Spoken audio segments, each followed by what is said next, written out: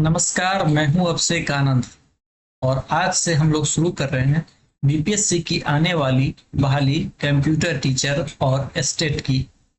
आज जो हम लोग स्टार्ट कर रहे हैं वह कंप्यूटर फंडामेंटल एंड जनरेशंस के बारे में बात करेंगे। इस क्लास में जो भी क्वेश्चन होंगे वो आपको महत्वपूर्ण होंगे और आज के क्लास से लगभग 2 या 3 नंबर आपके आने वाले एस्टेट एग्जाम में हूबहू देखने को मिल जाएंगे। इसमें जितने भी एमसीक्यू कराए जाएंगे वो मोस्ट इम्पोर्टेंट क्वेश्चंस होंगे और हर एक चैप्टर वाइज के जो महत्वपूर्ण क्वेश्चन होंगे उनसे यह फिल्टर करके निकाला गया इम्पोर्टेंट क्वेश्चन हो गया। इसके साथ आपको डीप एनालिसिस हर एक ऑप्शन को एनालाइज करके बताया जाएगा, कौन से महत्वपूर्ण टॉपिक्स हैं उनको कवर किया जाएगा। इन सारे चीजों को ध्यान में रख के यह क्लास तैयार किया गया है। आपसे अनुरोध है कि आप इस क्लास को देखने से पहले पेन और पेपर लेके बैठे, जो भी महत्वपूर्ण जानकारी है उसे आप नोट करते हुए चलेंगे क्योंकि यह आपके लिए अति आवश्यक है। आप इस वीडियो को कम से कम 2 से 3 बार जरूर देखिएगा क्योंकि रिजल्ट आपके पढ़ने से नहीं बार बार रिवीजन करने से ही आती है। चलिए बिना कुछ देरी किए हुए आज हम अपने क्लास में स्टार्ट करते हैं computer fundamental and generation part 1 के बारे में। ऐसे हर एक टॉपिक पे आपके क्लास आते रहेंगे समय व समय पे। चलिए क्लास शुरू करते हैं। पहला क्वेश्चन आपके स्क्रीन पे है, what periods of time was the first generation of computer used. First generation computer का टाइम पीरियड क्या था? आपके ऑप्शन है 1940 से 1956, 1956 से 1963, 1964 से 1971 और 1972 से 2010। बात करें फर्स्ट जनरेशन कंप्यूटर की तो यह 1940 से लेकर के 1956 के बीच में देखने को मिलता है। इसको अंडरलाइन करते हुए हम लोग चलेंगे और आप इसे नोट कर लीजिएगा। इसका जो टाइम पीरियड है 1940 से लेकर के 1956 है क्योंकि इस पीढ़ी के कंप्यूटर में इंटरनल मेमोरी के रूप में मैग्नेटिक ड्रम का उपयोग किया जाता था।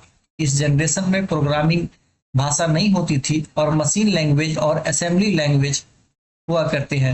मशीन लैंग्वेज जो केवल 0 और 1 पे आधारित होती है और इस जनरेशन के कंप्यूटर को वैक्यूम ट्यूब टेक्नोलॉजी पे आधारित होता था। इसे हम वैक्यूम ट्यूब टेक्नोलॉजी भी कहते हैं।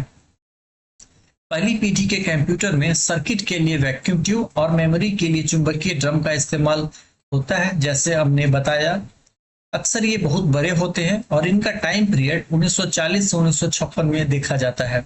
ये अक्सर बहुत बड़े हैं और पूरे कमरे को घेर लेते थे। आप जैसे देख रहे हैं स्क्रीन पर, ये है मैग्नेटिक ड्रम जिसमें डेटा को स्टोर किया जाता था और ये बहुत बड़े हुआ करते थे। चलिए अगले क्वेश्चन की तरफ देखते हैं। What period of time was the second generation of computer is used. ये क्वेश्चन कह रहा है कि सेकेंड जनरेशन कंप्यूटर का टाइम पीरियड क्या है। 1956 से 1963 इसका जो टाइम पीरियड है वो सेकेंड जनरेशन ऑफ कंप्यूटर का है। बात करें सेकेंड जनरेशन की तो इसमें वैक्यूम ट्यूब की जगह पे अब ट्रांजिस्टर का उपयोग किया जाने लगा है। इसका आविष्कार विलियम शैकले ने 1947 में किया था। यह मेमोरी के तौर पे चुंबकीय टेप यानी मैग्नेटिक टेप का उपयोग करने लगा और यह ट्रांजिस्टर टेक्नोलॉजी पे आधारित हुआ करता था। जैसा मैंने बताया 1956 से 1963 के बीच में वैक्यूम ट्यूब की जगह ट्रांजिस्टर ने ले लिया और इस पीढ़ी में असेंबली भाषा और हाई लेवल लैंग्वेज जैसे कुबोल और फोरट्रॉन का इस्तेमाल किए जाने लगा। साथ ही चुंबकीय कोर और चुंबकीय टेप का उपयोग मेमोरी के रूप में किया जाने लगा। जैसा आप स्क्रीन पे देख रहे हैं, कंप्यूटर की फर्स्ट जनरेशन से लेकर के अभी लेटेस्ट 5th जनरेशन तक सारी की तस्वीर दिखाई दे रही होंगी। फर्स्ट जनरेशन जहां बड़े कंप्यूटरों के रूप में जाने जाते थे वैक्यूम ट्यूब के रूप में, उसी सेकेंड जनरेशन के रूप में आते आते उन्होंने ट्रांजिस्टर का रूप ले लिया। सेकेंड जनरेशन अपने 1956 के बाद थर्ड जनरेशन शुरू होता है और उसमें इन्होंने आईसी का प्रयोग करना शुरू कर लिया है। चलिए आगे के क्वेश्चन में हम इसके बारे में महत्वपूर्ण जानकारी इकट्ठा करेंगे। और जैसा आपने देख रहे हैं, आपको हर एक अध्यावार की तरह जनरेशन के हिसाब से इनके महत्वपूर्ण पहलुओं को देखा गया है। फर्स्ट जनरेशन जो हम लोगों ने बात किया वैक्यूम ट्यूब, जो इस तरह से स्क्रीन पर जो दिख रहे हैं ये वैक्यूम ट्यूब हुआ करते थे और इनकी संख्या बहुत हुआ करती है। सेकेंड जनरेशन जो ट्रांजिस्टर का आता है और थर्ड जनरेशन आईसी का आता है जिसे इंटीग्रेटेड सर्किट कहा जाता है। फोर्थ जनरेशन में वही VISI यानी वेरी लार्ज स्केल इंटीग्रेशन कहा जाता है और फोर्थ लैंग्वेज में अल्ट्रा लार्ज स्केल इंटीग्रेशन कहा जाता है। ये टाइम पीरियड है हमारे कंप्यूटर जनरेशन का। चलिए अगले क्वेश्चन की तरफ बढ़ते हैं। What period of the time was the first generation of computer use?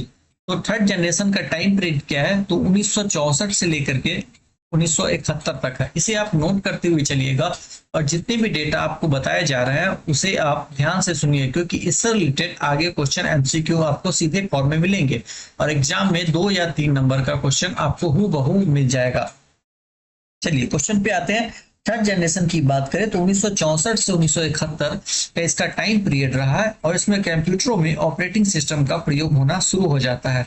इसमें नए नए हार्ड लेवल लैंग्वेज का विकास होता है, जैसे बेसिक की बात करें तो इसका फुल फॉर्म बराबर पूछ लिया जाता है, जैसे beginners all purpose symbolic instruction code. इसमें इंटीग्रेटेड सर्किट यानी आईसी का प्रयोग किया जाता था, जो कंप्यूटर अधिक तेज हो गया। इंटीग्रेटेड सर्किट टेक्नोलॉजी पर आधारित थी। इसके कुछ प्रमुख कंप्यूटर का नाम बात करें तो ICL 2903 और यूनिवैक 1108 इसके प्रमुख कंप्यूटर थे।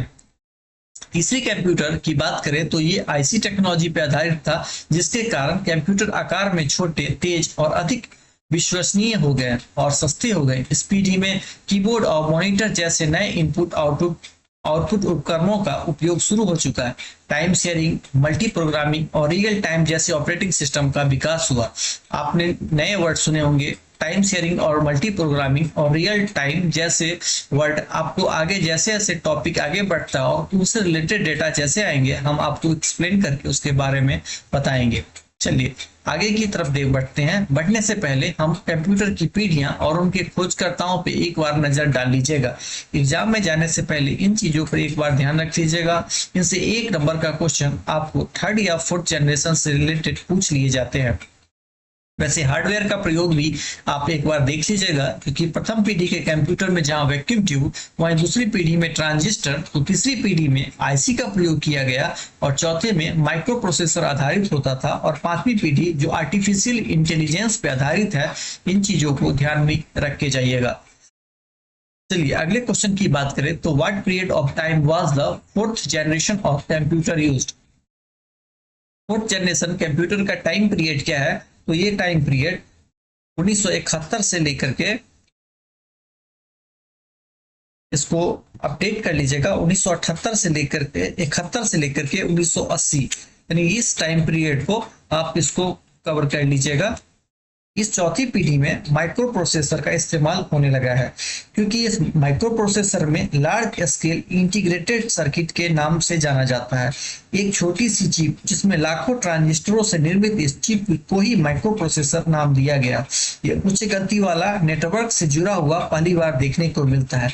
इसी में लैन और वैन यानी लोकल एरिया नेटवर्क और वाइड एरिया नेटवर्क के नाम से जानते हैं। बाद में चल के ऑपरेटिंग सिस्टम MS-DOS में भी इसका इस्तेमाल होने जाने लगा। कुछ समय बाद माइक्रोसॉफ्ट विंडोज ऑपरेटिंग सिस्टम भी कंप्यूटर में आने लगा और समय के साथ सी प्रोग्रामिंग भी देखने को मिला, जहाँ VLSI टेक्नोलॉजी पे आधारित थी।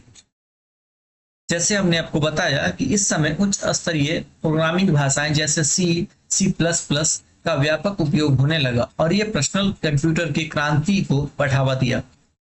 चलिए अगले क्वेश्चन की तरफ बढ़ते हैं। What period of the time was the fifth generation of computer used?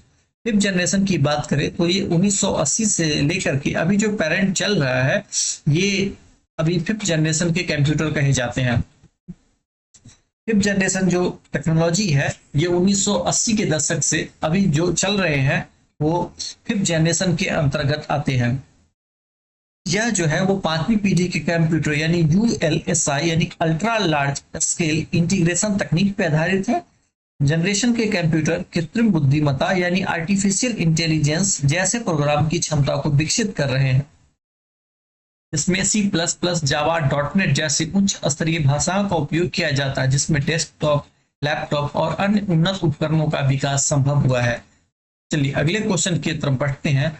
What types of technology was used in first generation of computer. आपको जैसे हमने बताया था कि शुरू से 1 से लेकर के 5 क्वेश्चन तक आपको हर एक जनरेशन में कौन सा टेक्नोलॉजी यूज हुआ है उसके बारे में विस्तृत व्याख्या की गई है। अब आपकी बारी है, आप इसे समझ के इसका उत्तर लगाएंगे। चलिए फर्स्ट जनरेशन में कौन सा टेक्नोलॉजी यूज किया गया था। आपके पास में ऑप्शन है integrated circuit, transistor, vacuum tube और माइक्रो प्रोसेसर। इसका सही जवाब होगा वैक्यूम ट्यूब टेक्नोलॉजी, जो फर्स्ट जनरेशन में देखने को मिला है। चलिए अगले क्वेश्चन की तरफ बढ़ते हैं। सेकेंड जनरेशन कंप्यूटर में कौन सा टेक्नोलॉजी यूज हुआ है। आपके सामने ऑप्शन कुछ इस प्रकार है, integrated circuit, transistor, vacuum tube और माइक्रो प्रोसेसर। आप इसका उत्तर हमें कमेंट बॉक्स में भी दे सकते हैं। कंप्यूटर के सेकेंड जनरेशन में वैक्यूम ट्यूब की जगह ट्रांजिस्टर का उपयोग होता था। ट्रांजिस्टर वैक्यूम ट्यूब की अपेक्षा काफी छोटा था, जिसके कारण उसे एक जगह से दूसरे जगह ले जाना आसान हो गया, जिसे हम पोर्टेबल कॉन्सेप्ट यहीं से आता है। इसके कुछ उदाहरण हैं जैसे IBM, CDC, हनीवेल और यूनिवैक 1108 इसी जनरेशन के कंप्यूटर देखने को मिलते हैं। इसका सही जवाब है ट्रांजिस्टर, यानी बी ऑप्शन ट्रांजिस्टर। चलिए अगले क्वेश्चन की तरफ हम लोग बढ़ते हैं। थर्ड जनरेशन में कौन सा टेक्नोलॉजी यूज हुआ है। थर्ड जनरेशन में कौन सा यूज हुआ है। थर्ड जनरेशन में आपको पता है कि कंप्यूटर की तीसरी पीढ़ी में IC यानी इंटीग्रेटेड सर्किट का उपयोग किया गया है। IC एक स्मॉल डिवाइस है जिसमें कंप्यूटर बनाने के लिए हजारों ट्रांजिस्टर, रेजिस्टेंस और अदर इलेक्ट्रॉनिक डिवाइस लगे होते हैं। IC का आविष्कार की बात करें तो रोबोट ने किया था और यह जनरेशन में बहुत प्रकार के डिवाइस का आविष्कार भी किए हैं। इस प्रकार इन्होंने IBM 360 और IBM 370 जैसे उपकरणों का खोज इन्होंने किया है। तो इसका सही उत्तर हो जाएगा ऑप्शन ए इंटीग्रेटेड सर्किट, यानी थर्ड जनरेशन में इंटीग्रेटेड सर्किट का यूज किया गया था। चलिए अगले क्वेश्चन की तरफ हम लोग बढ़ते हैं। फोर्थ जनरेशन में कौन सा टेक्नोलॉजी यूज किया गया है। फोर्थ जनरेशन कंप्यूटर की चौथी पीढ़ी यानी माइक्रो प्रोसेसर का उपयोग किया जाता है। इस जनरेशन में कंप्यूटर अभी हमारे कंप्यूटर में यूज होते हैं। इस जनरेशन में कंप्यूटर को नेटवर्क के द्वारा एक दूसरे से जोड़ा गया। जनरेशन में हाई लेवल लैंग्वेज को डेवलप किया गया और C++ जैसे अनेक भाषाएं इसके साथ जोड़ करके बनाए गए। IBM कंपनी द्वारा पहला पर्सनल सुपर कंप्यूटर बनाया गया था इसी जनरेशन में, इसे माइक्रो प्रोसेसर जनरेशन भी कहा जा सकता है।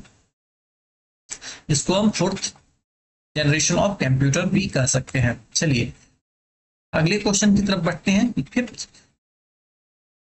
फिफ्थ जनरेशन जो हमारे कंप्यूटर हैं, ये अपडेट नहीं हुआ है इस क्वेश्चन, यहाँ पे फिफ्थ कर लीजिएगा इसको। फिफ्थ जनरेशन कंप्यूटर,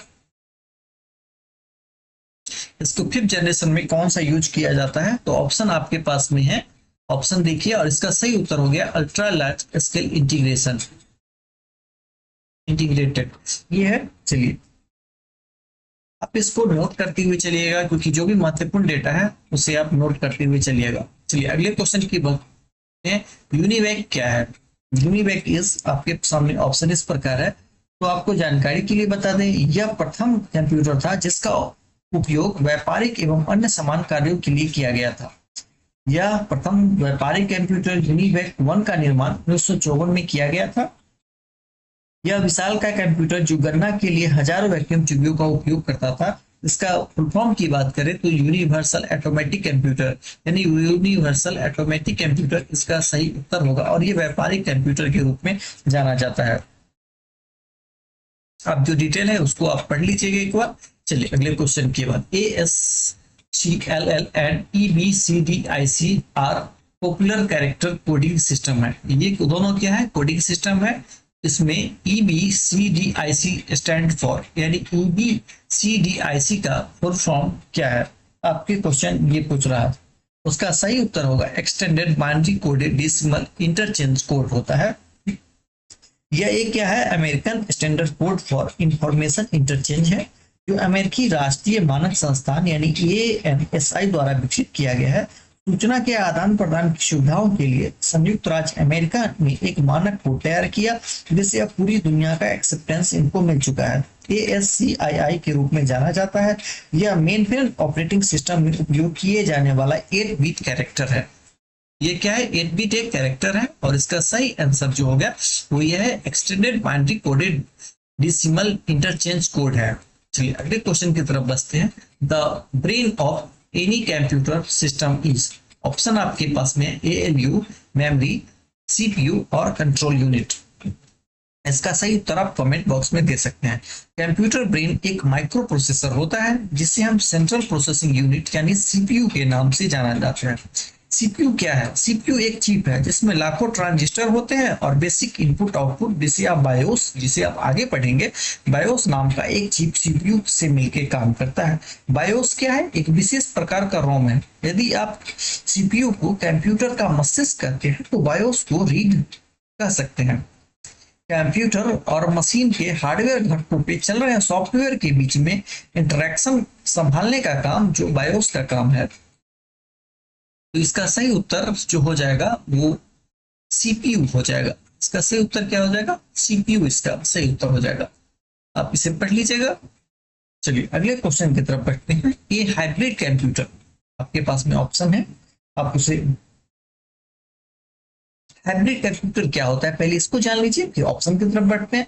ये एक एनालॉग और डिजिटल कंप्यूटर के मिले जुले रूप को हम हाइब्रिड कंप्यूटर कहते हैं। हाइब्रिड कंप्यूटर में एनालॉग और डिजिटल दोनों कंप्यूटर का कॉम्बिनेशन पाया जाता है। एक्चुअली हाइब्रिड कंप्यूटर को मेनली स्पेसिफाइड एप्लीकेशन के लिए काम में लिया जाता है, जहां पर एनालॉग एवं डिजिटल दोनों तरह का डेटा को प्रोसेस किया जाता है। जैसे कि हम लोग पेट्रोल पंप पे फ्यूल फ्लो मैनेजमेंट को क्वालिटी एंड प्राइस वैल्यू से कन्वर्ट कर लेते हैं, और उसी तरह अस्पताल में ICU में एनालॉग डिजिटल को पेशेंट के blood pressure and temperature measure करने में काम कर लेते हैं, जिसे बाद में वैल्यू को डिजिटल फॉर्म में कन्वर्ट कर लेते हैं। इसी रूप में एक हाइब्रिड कंप्यूटर जो होता है वो क्या होता है? Resemble both and digital and analogue computer, यानी डिजिटल और एनालॉग दोनों कंप्यूटर के डेटा को ये डिकोड करने का काम करता है। चलिए अगले क्वेश्चन की तरफ बढ़ते हैं।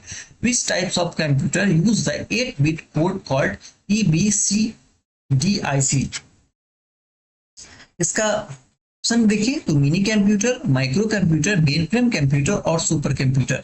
पहले क्वेश्चन की बात कर ले तो ये मेन फ्रेम ऑपरेटिंग सिस्टम में प्रयोग किए जाने वाला एक बिट कैरेक्टर एनकोडिंग है। ये क्या है? एक एनकोडिंग सिस्टम होता है जो मेन फ्रेम कंप्यूटर में आकार में बहुत बड़े होते हैं, साथ में इसकी स्टोरेज क्षमता बहुत अधिक होती है, और इसका उपयोग बड़ी कंपनियां, बैंक, सरकारी विभाग और सैटेलाइट कंप्यूटर विभाग के रूप में किया जाता है। तो ये EBCIC यानी EBCDIC का प्रयोग हम मेन फ्रेम में एक किस लिए करते हैं? एनकोडिंग के लिए करते हैं। किस चीज के लिए? एनकोडिंग के। इसका ऑप्शन हो जाएगा C।